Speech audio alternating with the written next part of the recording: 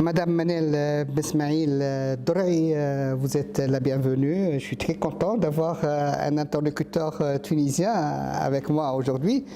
Vu qu'on a eu un panel très varié, très riche aujourd'hui, ça reflète l'importance d'une telle manifestation. Sauf là que votre cursus m'intrigue un peu. Vous êtes universitaire, docteur en nanomédecine, qui n'a rien à voir avec la médecine. Je découvre des choses. Et puis, il y a des docteurs en nanomédecine qui laissent tomber leur spécialité, qui vont faire du tourisme. Est-ce que j'ai résumé un peu votre cursus? Oui, il y a voilà, un passage entre l'académique dans tout ce qui est biologie et nanomédecine vers activiste en association environnementale, vers le secteur du tourisme, mais je reste toujours en moi, entre l'associatif et le secteur privé, je reste dans le développement durable et la protection de l'environnement.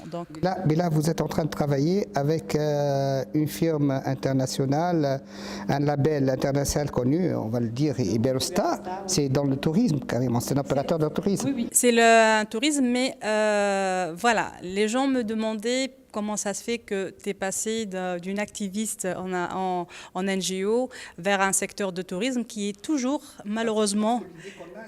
Exactement, voilà. Et ça, c'est vrai, parce que on ne sait pas que l'impact, autant qu'il peut être négatif, autant qu'il peut être positif si on a une bonne gouvernance. Et donc, cette société, donc, elle a vraiment, c'est un leader en tourisme durable parce qu'elle a choisi de chercher des solutions innovantes, de trouver là où il y a... parce que qu'est-ce qui fait qu'un tourisme, il est durable?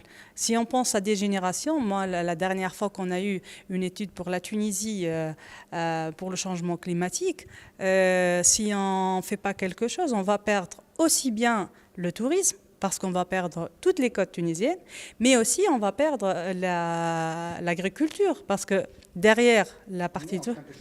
Effectivement. Et donc là, il y a des personnes qui ont pensé donc, dans notre société, voilà, il faut qu'on y ait, ok, on a les hôtels, on a tout ce qui est tourisme, mais il faut qu'on pense aujourd'hui à trouver aussi pas un créneau, mais vraiment on a carrément un département de durabilité avec des scientifiques, nos propres scientifiques. Toute activité ou décision qui sont faites dans nos hôtels, elles sont basées sur des faits scientifiques ou des études scientifiques. Donc, on a créé donc 3 piliers pour travailler. Déjà, avec le mouvement Wave of Change, c'est donc la vague de changement, parce qu'après le Covid, on a tous senti que voilà, le secteur de tourisme, il est autant très important, comme le cas de la Tunisie, qui est 14% du PIB, c'est pas rien du tout, mais aussi autant fragile. Et le Covid nous a montré ceci, et c'est à partir de 2020 qu'on a lancé donc un engagement public de travailler sur la préservation des océans, parce qu'on sait très bien les océans et leur importance, et c'est pour ça ils sont plus que 70% de la Terre, et donc ils sont là pour nous, et nous on devrait faire autant pour les océans. Voilà. Moi, je voudrais comprendre, quand vous parlez du groupe, est-ce que cette structure ou ce bureau, est-ce qu'il agit sur le plan national ou international? C'est-à-dire, quand vous parlez d'Iberostar, vous agissez pour le compte d'Iberostar International ou Iberostar Tunisie? En fait, c'est une société multinationale. À la base, elle est espagnole, mais on se trouve donc sur 3 continents, donc le Nord-Afrique, l'Europe et les Amériques, que ce soit latines et Amérique du Nord. Et quand on agit, en fait, on a mis des stratégies globales. Sauf que on s'est confronté à des obstacles selon la région, en fait. Là, tout à l'heure, j'en parlais dans le panel, c'est que, par exemple, on veut éliminer le plastique à 100%, à usage unique.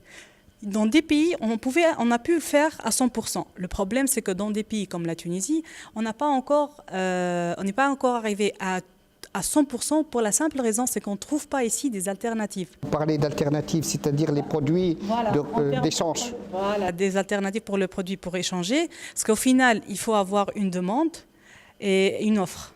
Et l'offre, malheureusement, en Tunisie, elle est encore un peu plus loin.